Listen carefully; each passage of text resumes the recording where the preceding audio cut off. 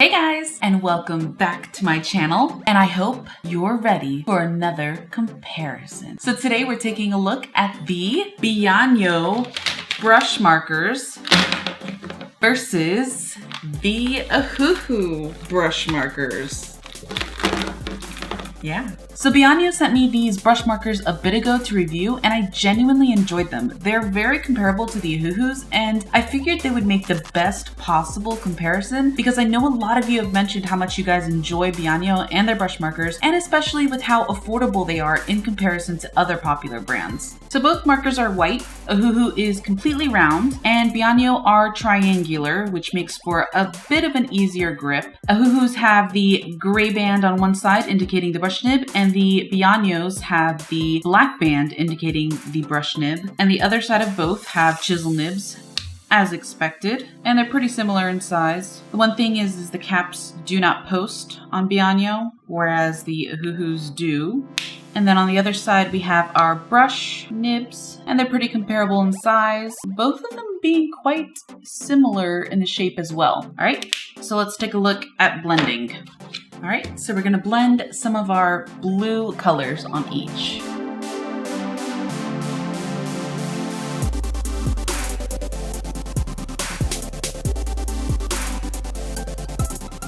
All right, the Ohuhus did great. Let's check out Bianyo.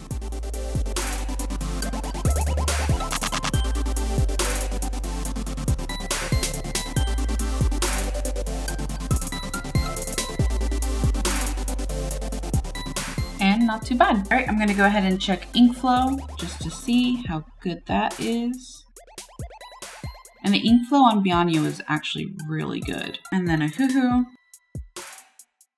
which is good as expected. All right, let's go ahead and check out what we're coloring. But first, let's check out the color matches, just really quick. And so these are my color matches. We have Bianyo on the right, Ohuhu on the left, and basically the colors are really close. A few are kind of off, like this purple, and perhaps these two blues right here are a little off, but not too many are too off. So I expect the colors to be pretty seamless when I color this piece.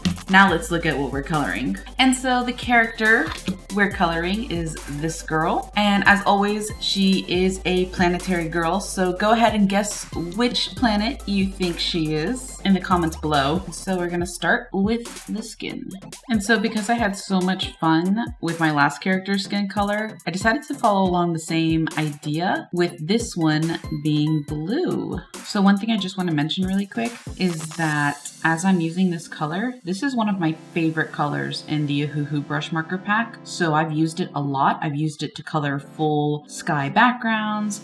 I've used it on clothing, hair, just about everything you could think of. And I am noticing now, this is like, I don't even know how many times I've used it at this point, but I am noticing some fraying on the nib. And it's not major, it's slight, but I am mentioning that to you guys because I always want to be honest, especially with the fact that you all should know what to expect when you buy stuff. But again, I use my Ohuhus a lot. I've used them now for sketching, doodling. I've made a few full-size illustrations like this already. So I kind of felt like maybe it was gonna happen soon. So just wanted to let you all know. It's not affecting the way that I color though. Okay, and let's move on with Bianyo. And there is a color difference here, only because I couldn't find this same sort of blue color in Bianyo. So this is about the closest I could get. I was going to use a lighter color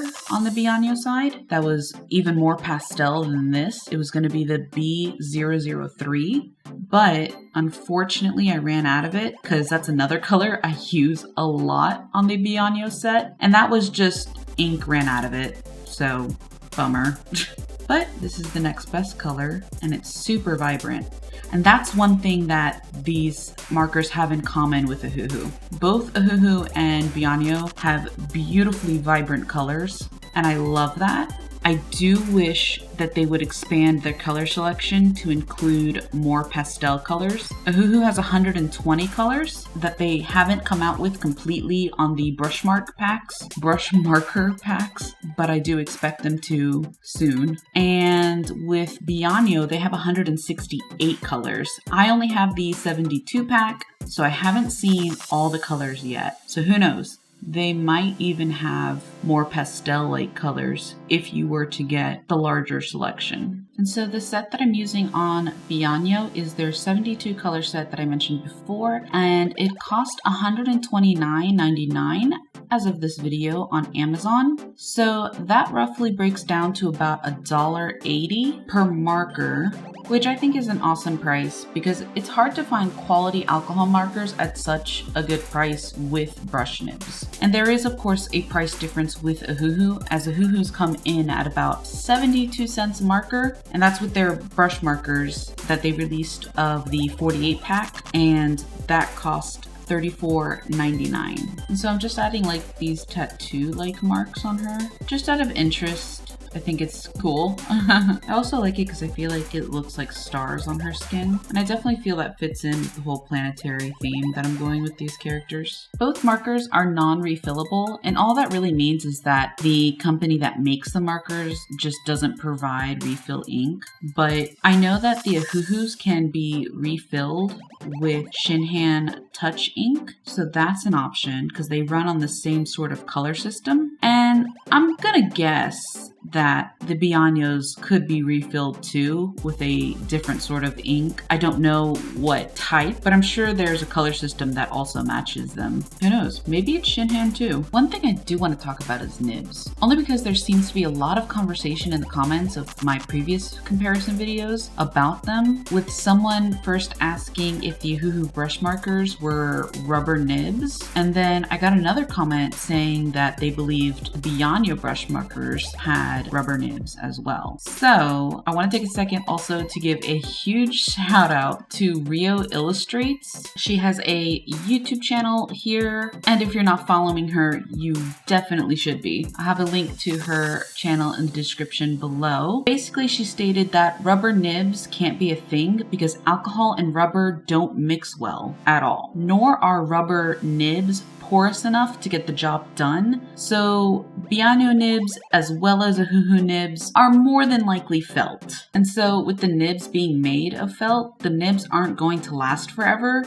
But honestly, most nibs aren't made to last forever. Even Copics need to be replaced at some point. And Rio also found that Copic marker nibs are made from super nibs, which are basically just two specially joined pieces of felt that are very durable. And I mention this because when you look at the listing of Bianyo on their Amazon.com sale page for the Bianyo brush markers, they say that their nibs are also made from the same sort of super brush nib. So I assume then they're also two specially joined pieces of felt in order to be more durable. And as far as Ohuhu's nibs go, I'm not sure they're made of the same thing. I'm gonna guess they're not because it doesn't say otherwise. But it is pretty cool that you would get such a quality nib on Bianyo brush markers for a much cheaper price. I will say though that the nibs on the Ohuhus are still great quality, especially when their markers are more than half the price of the Bianyos. One difference about both markers is that Bianyo does have color identification on the barrel, whereas the Ohuhus only have it on the caps. And I mentioned that because in my last piece that I did, I took both caps off one of the Ohuhu markers and I put them back on. I was working with another marker too, and I put them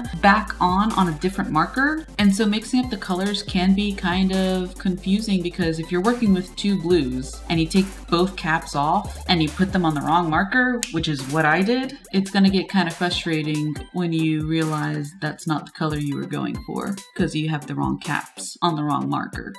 I get a lot of comments asking how I come up with my character designs, and honestly I draw a lot of inspiration just from what I like and what I enjoy in life. One of the things I really like is Sailor Moon, and I feel this character really exemplifies that because I kind of feel like she looks like one of the characters from Sailor Moon. From the buns in her hair and the waviness her pose is very innocent and cute. And I do have an Instagram, and I follow a lot of Instagram models that I draw a lot of inspiration from. I go on Pinterest a lot just to look at certain character designs, and then I just draw whatever I like that I feel looks cute. I grew up on a lot of fantasy, so that's why my characters have a fantasy sort of look to them. And sometimes I just draw whatever comes to mind. Like these white stripes that I'm doing was just a last minute decision, and it looks really cool. I like it. All right, now onto the background. I'm gonna use a chisel nib this time, guys,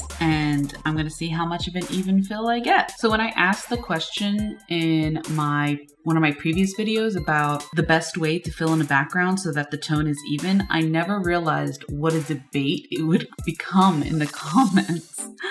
I've had so many comments ranging from how I should do large circling to get an even tone, some saying I should do small circling to get an even tone, to some saying I need to do fast vertical and horizontal lines, to some saying no, I need to slow down when I do my lines so that the color can really soak in and look even. And it's just been a lot of information to take in. So for this background, I'm doing the chisel nib and just kind of really quickly going in one direction, and then I guess I'll just go in another direction and just see how it turns out.